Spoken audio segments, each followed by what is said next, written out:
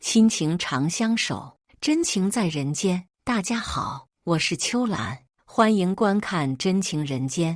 做完流产手术的第2天，老公的情人带着一只胎死腹中的小猫敲响了我家的门。他表情遗憾，语气里却是克制不住的得意。抱歉啊，原本这小猫是送给你的生日礼物，没想到那母畜生居然流产了。老公一脸厌恶，说我是个不下蛋的母鸡。他们不知道，流产是假的，悲痛欲绝是假的，接近他们复仇才是真的。顾城带着魏青青进门时，我刚做完流产手术，小腹里像是有一把刀子在搅动，疼得我几乎控制不住呼吸，以至于那个带血的肉团扔过来时，我没有躲开，他娇笑着扑进顾城怀里，语气里满是得意。抱歉啊，原本这小猫是送给你的生日礼物，没想到那母畜生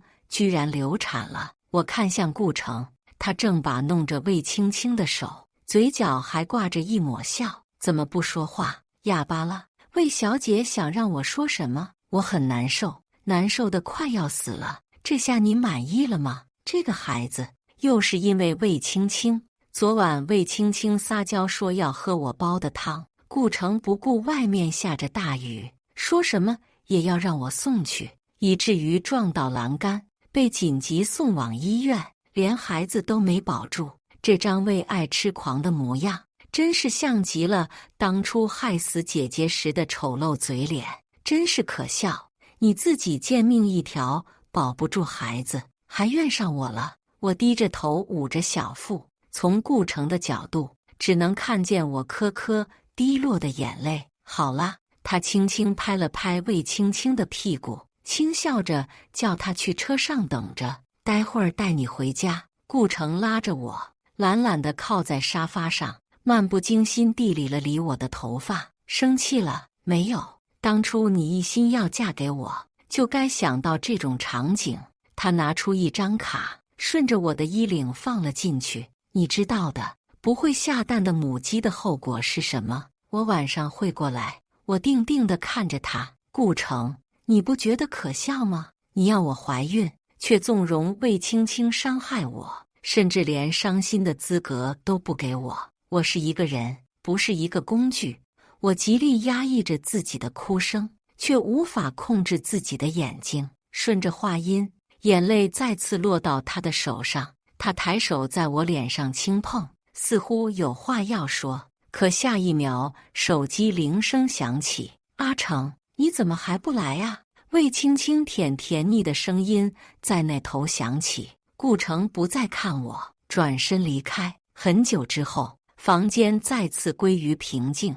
那只早产的小猫已经被冯妈处理干净。我回到主位，卸掉了脸上苍白的妆容，看着镜子里这张熟悉而又陌生的脸，忍不住笑出了声。6分像姐姐，4分像魏青青。也不知道午夜梦回，他们会不会想起那个无辜被害死的妇科医生？我的姐姐是市里最优秀的妇科医生，也正因此才有了给魏青青做手术的机会。那时顾城和魏青青感情正盛，甚至怀了顾城的孩子，离嫁入豪门只差临门一脚。可顾夫人怎么会允许一个劣迹斑斑的戏子成为儿媳？紧急为顾城挑选联姻妻子。魏青青不甘心，耍了手段设计那位小姐，原本只是想污蔑她，却不小心伤了自己。等送到医院时已经大出血了，只能做子宫切除手术保命。她得知自己子宫被切除那段时间几乎疯魔，利用顾城的愧疚心害了许多人，其中就包括姐姐。那天晚上，姐姐的尸体在医院的垃圾桶发现，食指锯断，面目全非。那人是顾城找来为魏青青出气的。原本只要他废掉姐姐的手，没想到他喝酒壮胆，失了分寸。这些都是薛医生告诉我的。魏青青害过很多人，其中就包括他的助理薛岳。顾城喜欢魏青青，但他还没有爱到失去理智，所以答应了顾夫人提出娶妻的要求。正巧薛医生是他的治疗医生，一个豪门大小姐自然无法忍受丈夫带着情人招摇撞市，所以家庭优良、性格单纯的女孩最好被拿捏。后来，我就成为薛医生在外留学的妹妹薛怀芝，成功嫁给顾城。顾城晚上回来时脸色很难看，身上还带着酒味。不过我已经猜到了原因，离开没多久，他就因为和魏青青吵架上了热搜。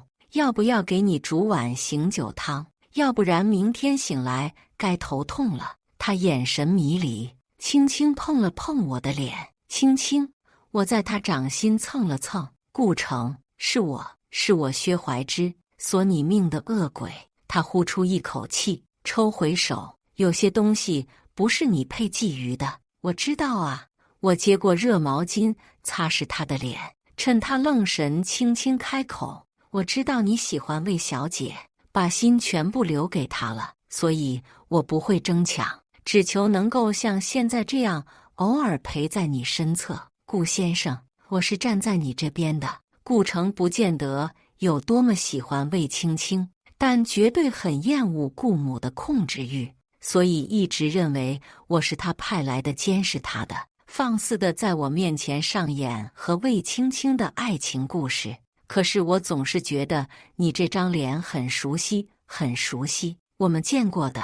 2年前，在青崖雪山上，如果不是你带着救援队来，我恐怕就死在山里了。他愣了一下，神情有些不自然。原来是这样，多么虚伪啊！2年前，魏青青和他吵架，闹脾气，要薛岳陪他上雪山，把2人许愿永远在一起的许愿绳解开。2人在半途遇上风暴，魏青青怕极了，逼他下山找救援。没成想刚出去没多久，顾城就带着救援队找来了，2人和好如初，甜甜蜜蜜地离开了。等薛岳的尸体被运回来，他才想起助理的事。不过薛医生比我聪明，他知道魏青青背靠顾城，他斗不过，一直在找机会，而我就是那个血债血偿的机会。那晚是顾城第1次待在这里，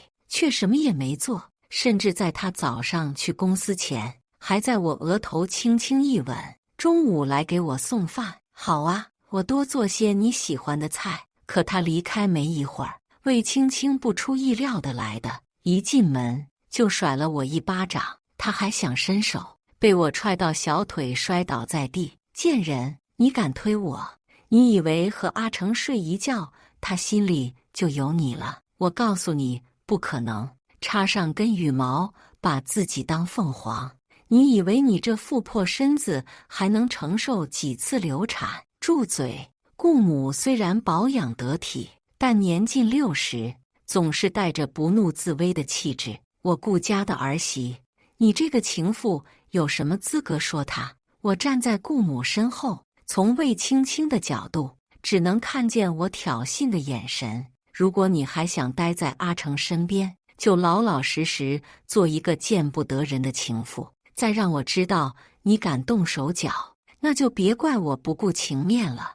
魏青青咬咬牙，忍耐着陪笑。多谢伯母提醒，我知道了。说完便低头离开，跪下。顾母冷着脸，连个孩子都保不住。你是什么废物？是魏青青？我不管什么青青，如果不是需要一个阿成的孩子，你和我说话的资格都没有。我知道了。我低着头，不让他看见我眼里的恨意。不管你用什么手段，今年必须再怀上阿成的孩子，要不就赶紧滚出去，跪1个小时认错。冯妈，你看着他。室内重归平静。冯妈叹了口气，把冰袋敷在我脸上。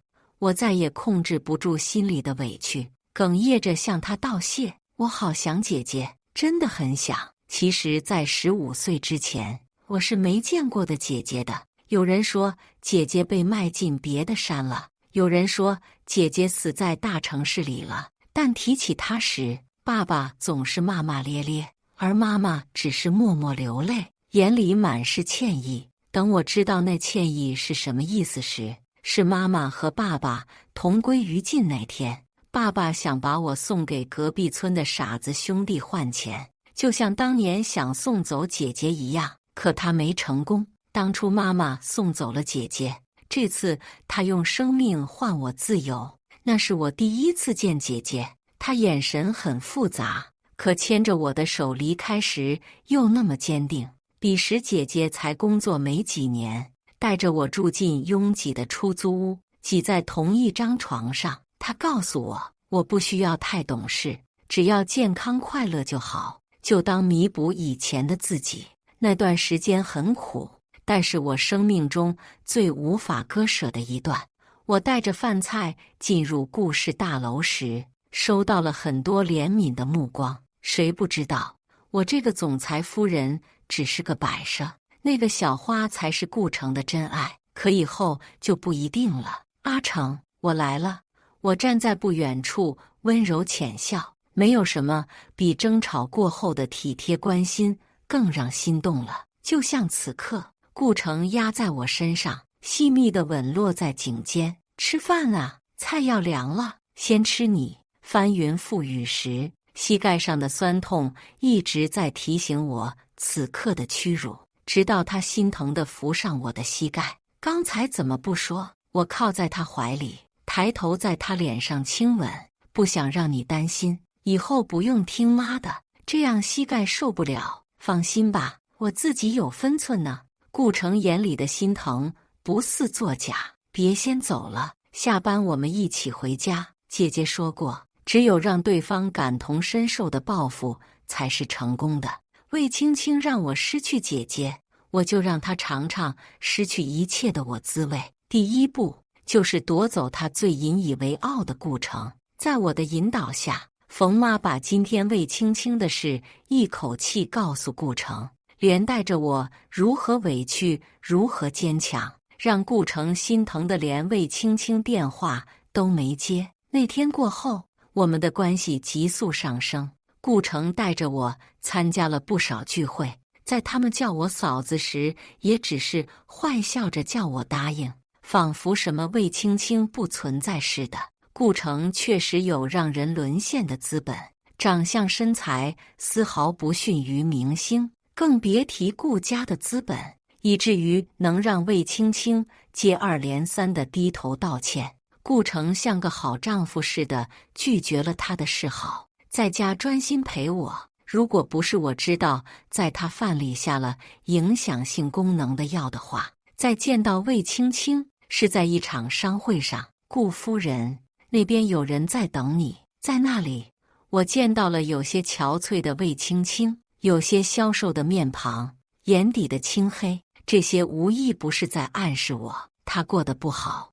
我兴奋得几乎颤抖，落在魏青青眼里就成了得意。她恶狠狠地看着我，薛怀之，你是在报复我吗？我故作惊讶，你为什么会这样想呢？报复一个人，当然是要他受到相同的惩罚。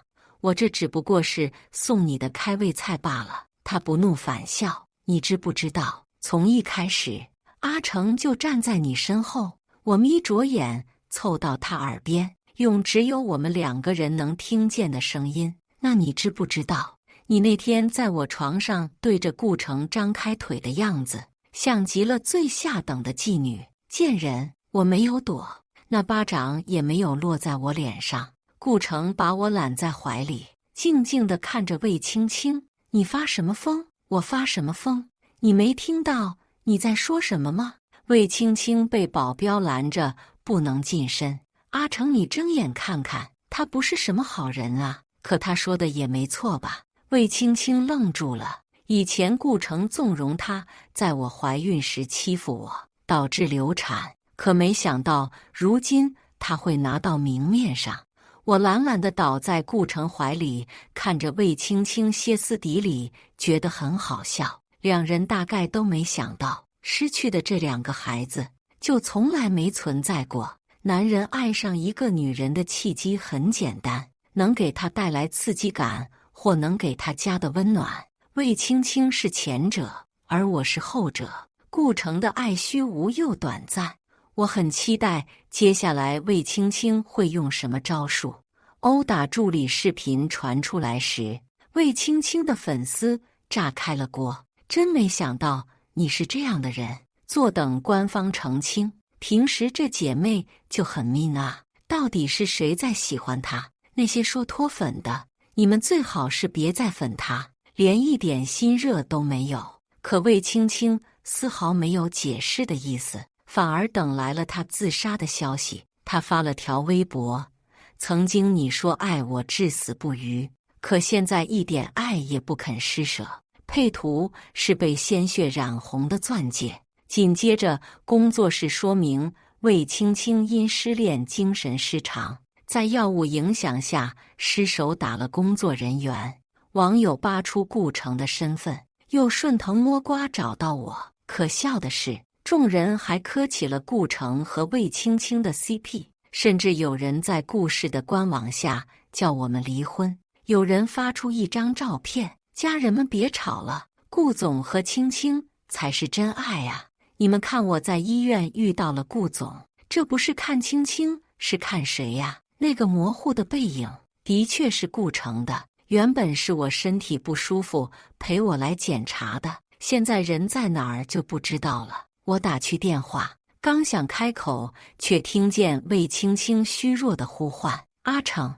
那头安静了几秒，顾城轻声说：乖，先让司机送你回家。我挂断电话，靠在椅子上吸了口气。薛医生推了推眼镜：你该不会是爱上他了吧？我冷笑一声：薛医生，可以不要恶心我吗？那就好。小怀，你怀孕了。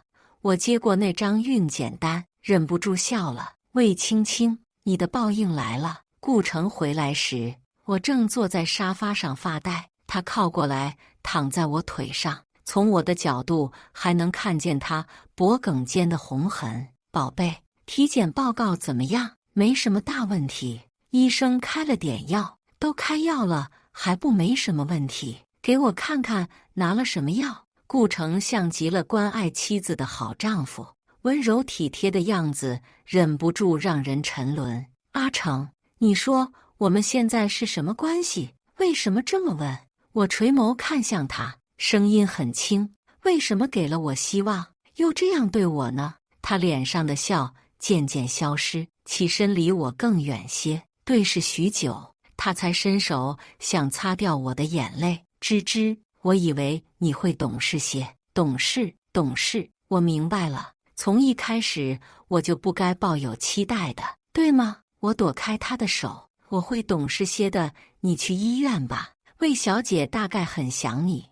你是认真的？我没有说话，只是静静地看着他。对视10几秒，他怒极反笑：好，很好，那就如你所愿。薛怀之，你别后悔。那天过后，我的关系好像回到了开始的模样，甚至比以前更差。可我还是注意到冯妈欲言又止的纠结表情和是不是出现的顾城的秘书。事情进展是在1周后，我刚洗完澡，就接到一个陌生电话。那头的人声音有些熟悉，似乎是顾城某个朋友。喂，嫂子，是我，成哥喝醉了，你方不方便来接他一下呀？我沉默了片刻，那头又出现了顾城的声音：你给他打电话干嘛？他的声音听起来丝毫没有醉意。我知道时机来了。进入包厢，我没有看到顾城，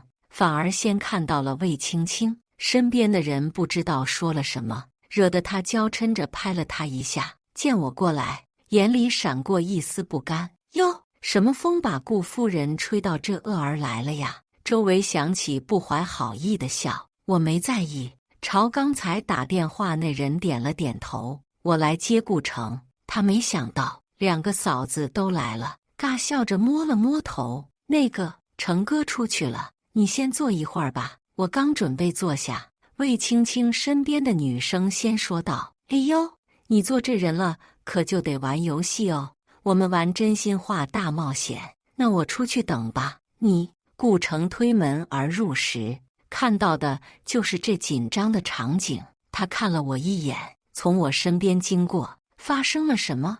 魏青青瞬间变得柔情似水起来。没什么大事了，只是我们想带着怀之玩，他不愿意罢了。顾城挑了挑眉，大概是知道自己的圈子融不进去吧。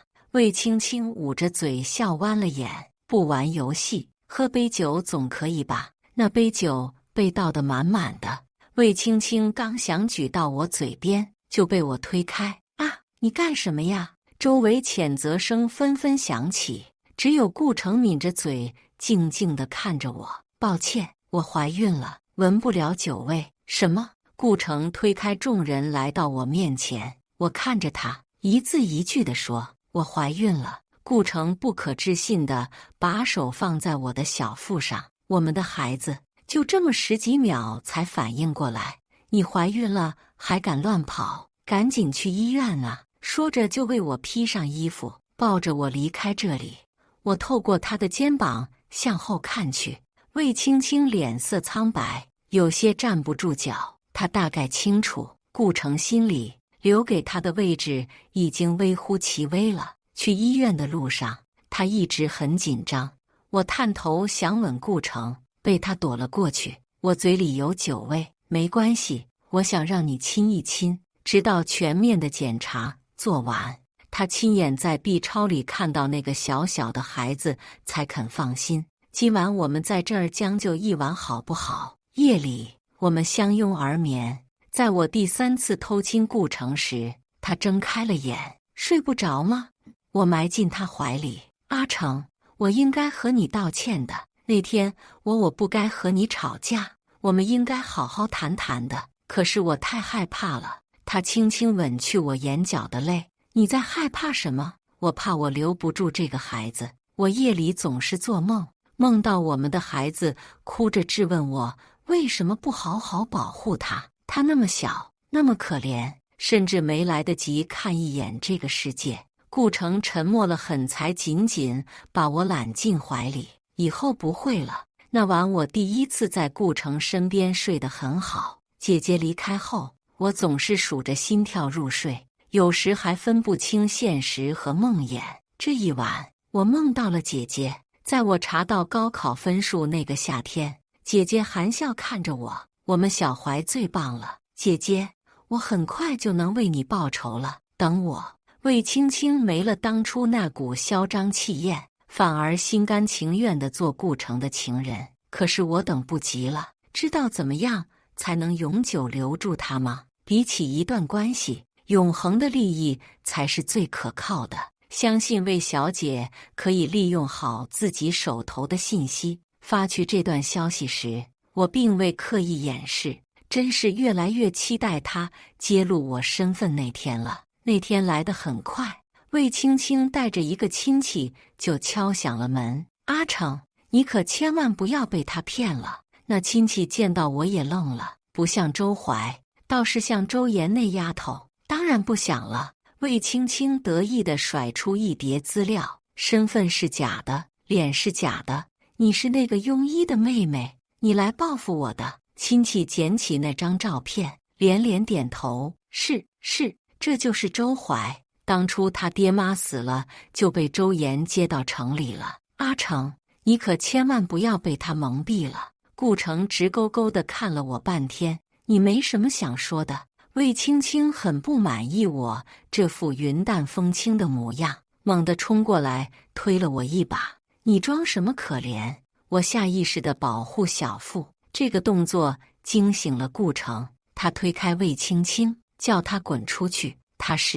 我还没有蠢到连自己太太是谁都不知道。是了，我敢这么直接地暗示魏青青，就是因为我在书房里看到那份文件。顾城早就查到了我的分身，可什么都没说，甚至对我更好。这难道不是一种纵容吗？但这远远不够。顾城出差时，我主动找上了他。彼时70风波卷土重来，他被公司雪藏，窝在家里过得浑浑噩噩。我上门时，他还在喝酒。贱人，你现在是不是很得意？我踢开酒瓶，坐在他对面。当然了，不仅给姐姐报了仇，还有一个帅气多金的老公，这难道不值得我得意吗？他低笑两声，你这次来，恐怕不是只为了看我笑话吧？抢资源，大骂工作人员，给顾城做小三，这一系列事被曝光，几乎要压垮了他。对，我要你还我姐姐个清白，只要你做到了，我就帮你处理别的消息，怎么样？他眼里满是不可置信。你说真的？当然。就在去医院的路上，我看到了他的道歉信息。周岩医生，对不起，当初是我做错了事，害你丢了性命，我恩将仇报，请您原谅我。紧接着他打来电话，赶紧啊，快点给我钱，送我离开这里。我轻声安抚，眼里却是毫不在意。那条微博下面出现了不少姐姐曾经的病人，原来周岩医生已经去世了，当初是他救了我的命啊！周医生一路走好。我的天哪，好恶毒啊！薛医生还是那负面无表情的样子，不是说好了把他交给我吗？你急什么？希望到临之际再给他致命一击。看见魏青青被杀害时，我刚从手术台上下来，我情绪没有什么太大变化，就像早就知道了结果一般。刚回到家，就看见原本该在国外开会的顾城坐在沙发上，风尘仆仆，眼神空洞。他沉默起身，跪在我面前，轻抚上我的小腹。为什么？薛怀之，这是我们的孩子，你不是也很爱他吗？为什么要这样？原来顾城也会流泪，他哭得很难过，却远远比不上姐姐去世那晚的我。我不为所动。你不是早就知道了吗？我不是薛怀之，我是来报复你们的。那你说你爱我也是假的。我们在一起那么久，你从来没对我心动吗？许久，顾城才起身，紧紧把我抱住。没关系，我们还有很多时间，以后我们也还会有孩子的。很多人都说顾城被我迷惑了。自从魏青青死后，我是第一次认同这种说法。他像是赎罪似的伤害自己，试图让我感到开心。得知我重度抑郁，他变着法子哄我吃药。我看着他焦急的眼神，感到新奇。我第一次知道自己有病的时候，怕极了。那时你说好会陪着我，却丢下我去找了魏青青。我吃了药，在家里吐得昏天暗地，几乎要死掉。你晚上还来说我不懂事。我蹲在我身边，手里还抓着一把药，见我面无表情的样子，自己吞下那把药。乖，现在可以老实吃药了吗？大概是觉得这样下去没什么意思。他向我求婚了，他单膝跪地，诉说爱意的模样，自信满满，多么自大。他宁愿相信我只是生病了，都不愿相信我从未爱过他。可我还是答应了。等我们办完婚礼，你有的是时间折磨我，好不好？魏青青带着两人的罪孽下地狱了，凭什么顾城还清清白白地活在世上呢？那天过后，我对他的折磨几乎是变本加厉。我睡不着，顾城也不能睡；我吃不下去饭，顾城也不能吃。顾城开始带我参加各式各样的聚会，把我介绍给他们。在一次顾家的家庭聚会，顾母见我来，当即冷下脸，把这个神经病带来干什么？我二话不说，当着众人的面掀了桌子，气得他没了贵妇的模样，指着我的鼻子骂：下贱的东西，你还敢给我甩脸子？如果不是我，你现在算个什么东西？阿成，赶紧把他赶出去！顾城没有说话，这无疑是当着亲朋好友的面甩了他一巴掌。够了，妈，当初你对他做的事难道就不过分了吗？顾母瞪大了眼，我是长辈，又是这句。当初他靠着这句让我受了那么多委屈，也许是因为今天没吃药，那些往事化作委屈，全部涌上心头，叫我用抹布擦完地板，动辄下跪认错。我推开顾城冲上去，左右开弓。你凭什么欺负我？凭什么？众人尖叫着往回退，直到顾城为我冷着脸把我抱到车上，看清我是个疯子，后悔了。顾城，这些都是你逼的。他不说话，回家给我处理伤口，我才知道手臂被划伤了。说话呀，你为什么不说话？顾城叹了口气，怎么和个小孩子似的？我没有后悔，我只是气自己以前没有保护好你。他把我整个人抱进怀里，轻声哄道：我们以后再也不分开了，好不好？我会用以后的时光弥补你。许久，我放松下来，接受他的拥抱。我已经迫不及待想要走下一步了。顾城带我去了很多地方散心，尽管我没少找麻烦，他还是一如既往的有耐心。婚礼前一天，下了许久的雨终于停了。顾城后背后环抱着我，站在床边感受阳光。最近玩开心了吗？开心了就乖乖参加我们的婚礼好不好？这些天我的折磨在他眼里都成了情趣。顾城没有一丝不耐烦，反而变着法子叫我给他找麻烦。顾城，你就不怕我把你那些事都捅出去吗？他闷笑两声，摸了摸我的头。傻孩子，你忘了始作俑者是魏青青，她早就死了。看吧，多么无情啊！在一起这么多年的情人说扔就扔，连一点犹豫都没有。放心吧，我会参加的。不参加婚礼，怎么让你付出代价呢？对于这场婚礼，大家也许都不看好，但碍于面子，还是祝福声漫漫。新娘是否愿意？耳边证婚人的声音逐渐变得迷糊。我对上顾城催促的眼神，嘴角的弧度愈发诡异。阿成，都怪那个女人，她害我连做妈妈的机会都有没有？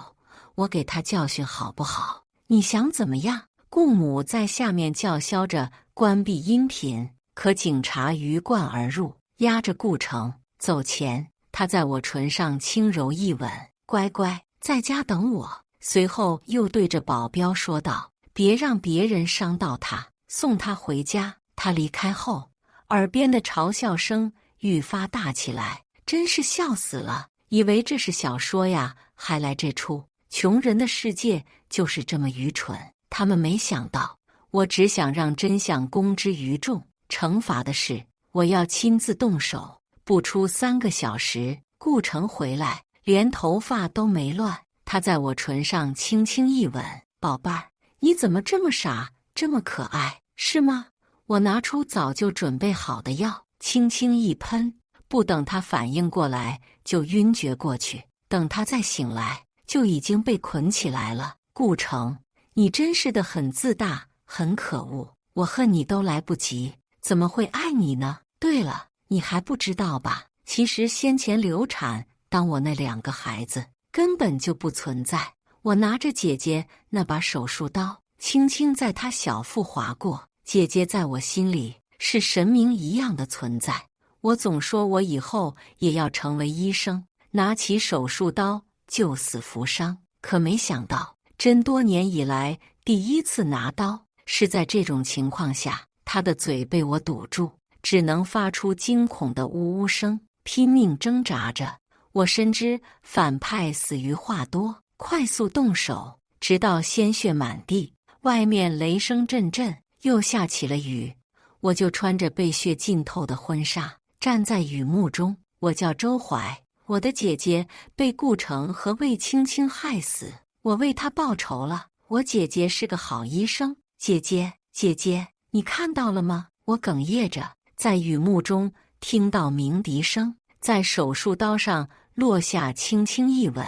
姐姐，我来了。大雨落在身上，冲淡了鲜血。我仰头看天，始终相信善恶终有报，不是不报，而是时候未到。感谢大家的观看，欢迎大家在下方评论区讨论。如果你喜欢这类故事，记得点击订阅《真情人间》，并分享给更多的人，这会对我帮助很大。再次感谢大家的观看。